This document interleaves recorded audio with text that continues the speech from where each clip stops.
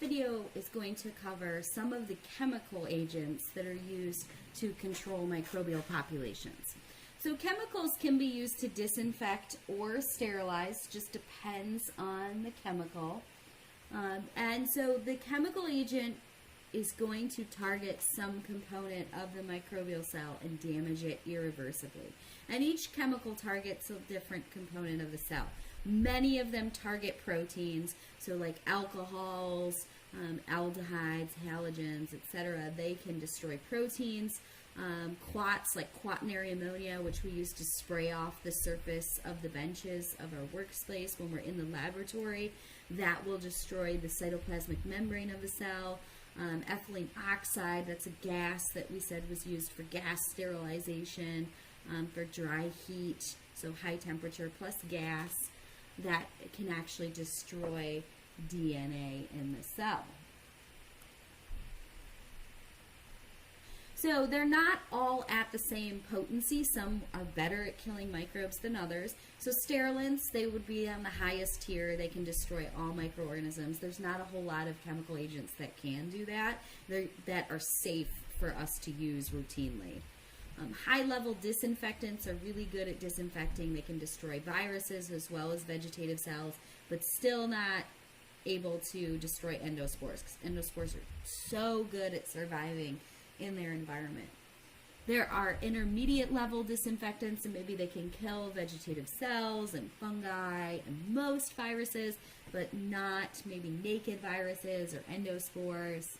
And then low level disinfectants, they can kill fungi and vegetative bacteria and enveloped viruses, but would not be effective against things like mycobacteria or naked viruses, right, because they don't have that envelope, or endospores. So this is why we have to consider what it is we're treating in order to determine which type of chemical we're going to use. So disinfectants, they're actually regulated by the EPA, Environmental Protection Agency, so that they don't have high risks associated with the environment if we're dumping these chemicals into our sewers and into our landfills.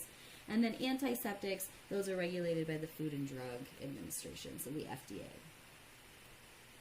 And the reason that they're regulated is because even though they might be wonderful at killing microbes, they could be toxic.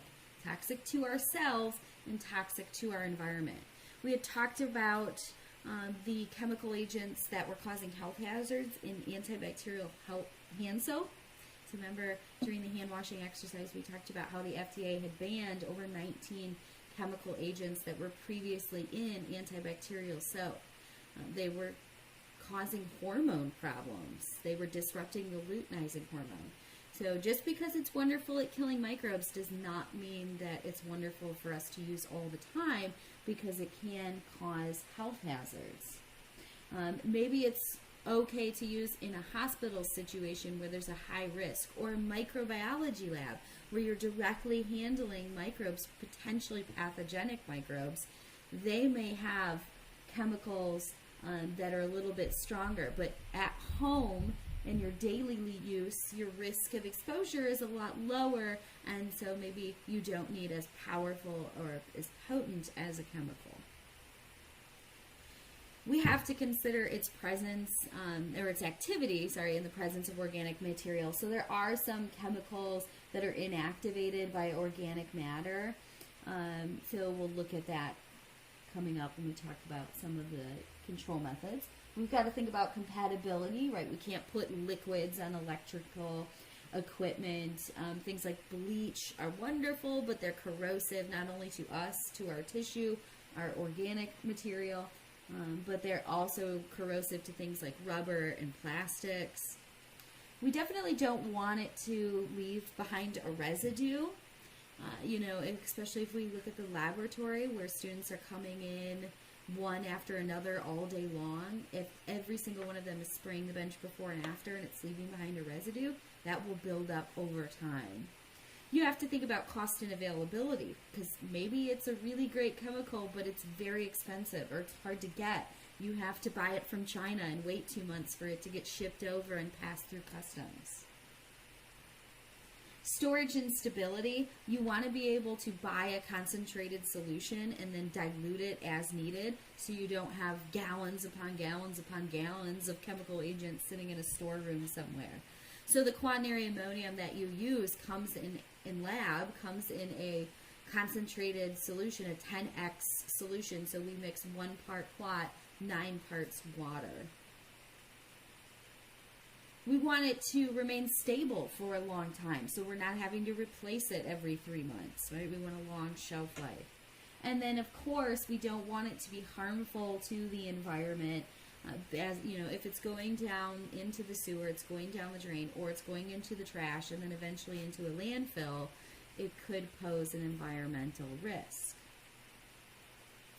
So there's different groups of chemicals. Each one does something a little bit different to the cell. So we'll cover some of these. This table just summarizes some of the chemical agents, this slide and the next slide. Also, we'll talk about metals and phenolics and quats and things like that. So we start off with alcohols. So alcohols, we use 2 types of alcohol, isopropyl or ethyl alcohol, ethanol.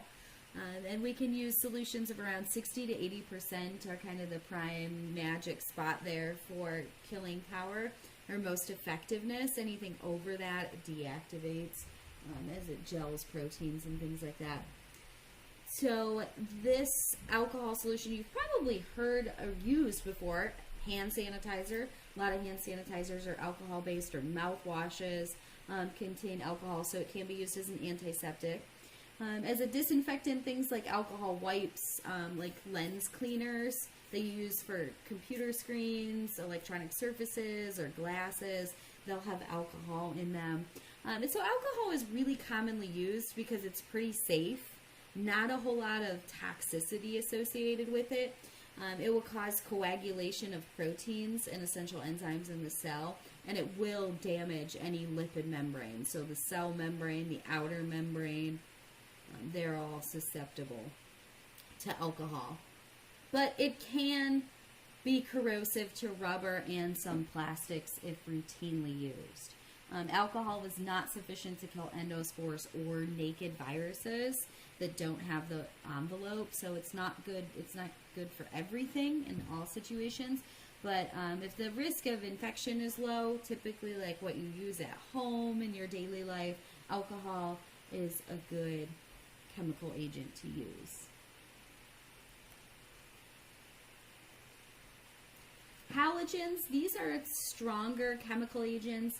You may have heard of these, like Clorox bleach, Tilex mildew remover, your toilet bowl cleaners. They are halogens. So they're not used as antiseptics because they're too toxic, but they are commonly used in a lot of your store-bought disinfectants. And they will oxidize or break down proteins as well as other cellular components as well. And there's 2 types of halogens. There's chlorine-based and iodine-based.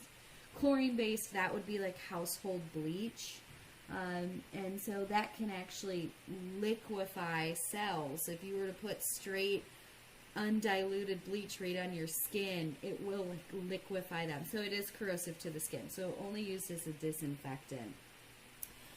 Iodine can be used in what we call tincture or iodophore. So tincture is when we mix iodine with alcohol, so you get 2 disinfectants for the price of 1. And then iodophore is when iodine is mixed with water, and then it releases free iodine into the solution. So betadine, that's used to degerm the skin. That is an antiseptic that's iodine based. We don't have a lot of disinfectants that use iodine. I've worked with them in a couple of labs before, but because iodine is brown, it actually stains surfaces. So we can use it on like the black bench tops and things like that, but not commonly used, especially at home because of its staining properties. Metal compounds. So most metals are too toxic to be used as an antiseptic, but metals, they can combine with enzymes and proteins and render them ineffective. They bind to sulfur groups and cause inactivation of the proteins, which results in cell death. Now, we use silver still commonly as an antiseptic. We also use copper and zinc too. So you may see like copper-lined water bottles. Those are lined with copper because it's antimicrobial. Silver, so we have a picture of a baby rattle here. So silverware and baby rattles were made with silver because of its antimicrobial properties. In addition to being a status symbol of having silverware made out of real silver, silver is naturally antimicrobial. Also, we use silver nitrate drops for like eye infections, silver nitrate bandages for wounds like burns. You can wrap the burn, because it's usually a large area, exposed area on the skin. You can wrap it with silver nitrate bandages. I've even seen silver nitrate lotion, like topical lotion, for burns and things like that. So we do really commonly use silver. I've also seen some hospitals implement gowns that are embedded with copper fibers to try to make the hospital gowns antimicrobial. They make paint that contains small particles of silver or copper, and then they paint hospital walls with it to make them more antimicrobial. So you're never going to ingest any of these because they're, again, too toxic, but they can be used on surfaces as just like a repellent for microbes. All right, the peroxygens. So you've probably heard of hydrogen peroxide. Peracetic acid is its close neighbor. It's acetic acid plus hydrogen peroxide. And acetic acid is just vinegar.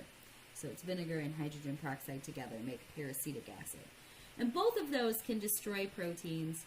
Their effectiveness depends on the surface being treated. So hydrogen peroxide is a great disinfectant. It is a horrible antiseptic on wounds. So despite the fact that maybe you or your parents have been using hydrogen peroxide for years to treat wounds, we know that hydrogen peroxide damages wound tissue and further delays healing. It can be used as an antiseptic. I know some people use it as like a mouthwash. And as long as the tissue's intact, it's okay, but it's a horrible antiseptic to use to treat wounds. So just regular skin wounds that are minor, soap and water is your best for cleaning those out as opposed to pouring hydrogen peroxide. Now you may have noticed when you pour hydrogen peroxide onto a wound, it immediately bubbles. That's your cells producing the catalase enzyme, and catalase directly breaks down hydrogen peroxide. So its usefulness on your skin is limited by the fact that your cells immediately break it down as soon as it comes into contact with your skin. Now, as a mouthwash, that can be advantageous because it actually creates an anaerobic environment that can then kill aerobic microbes in your mouth, but the actual chemical activity of the hydrogen peroxide killing the cell is pretty minimal due to our production of catalase, and that's true of all of your cells. They produce catalase, and some microbes too, as we'll learn about in lab. But it's good as a disinfectant because it doesn't really leave a residue, and it doesn't damage materials. So people use it in a lot of like homemade cleaning products will have hydrogen peroxide. They also use it to sterilize food containers, like milk containers, things like that. It can be used as a bleaching agent in food products like flour or egg whites. You can use peroxygens. Peracetic acid, that's used for washing like fruits and vegetables that are prepackaged. Sometimes they'll use peracetic acid because it's just vinegar and hydrogen peroxide, which have a low toxicity associated with them. All right, the last group we talk about are the phenolics. So phenolics, they contain phenol, which is carbolic acid. These are the earliest discovered disinfectants. It is the active ingredient in Lysol. And its mode of action is it destroys the plasma membrane, so the cell membrane, and it denatures proteins. You can see almost all of these destroy proteins in some capacity. And it will kill most vegetative cells. Triclosan and hexachloroquine. Those are used in soaps and lotions. They are part of the 19 chemicals that were banned.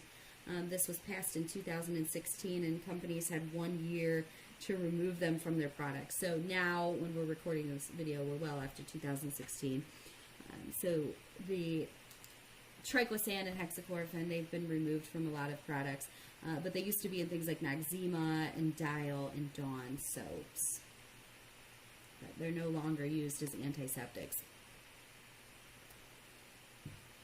These are some products that you may be familiar with and what category they fit into. You can see like Lysol mildew remover, that's a halogen. The Scope mouthwash, that has ethanol, that's alcohol-based. Pine Sol is a mixture. Allergy eye drops, because you're putting drops right into your eye. You definitely want those to have an antiseptic in them so they don't become contaminated, and then you put those bacteria right onto your eye. They will have sodium chloride, which is a halogen. So lots of variability in the cleaning products and which kind of category. So what do you use at your home, or do you use Renew contact lens solution, and where does that fit into the various antimicrobial categories? So when choosing the most appropriate control method, you want it to have rapid action even in low concentrations. You want it to be soluble with water so you can store it in concentrated solutions and then dilute. You want it to be broad spectrum, so you want it to kill as many microbes as possible, but you don't want it to be toxic to humans or other animals. You want it to be non-corrosive on either your skin or the material, the inanimate surface. No staining. So we talked about iodine, how that isn't a great solution. You want it to be affordable as possible and readily available. So these are all considerations you have to think about when choosing the most appropriate chemical. Because as we mentioned several times through this video, there's no one chemical agent that works. And so we're not necessarily just looking at does it sterilize or does it disinfect, but we have to consider these other aspects as well.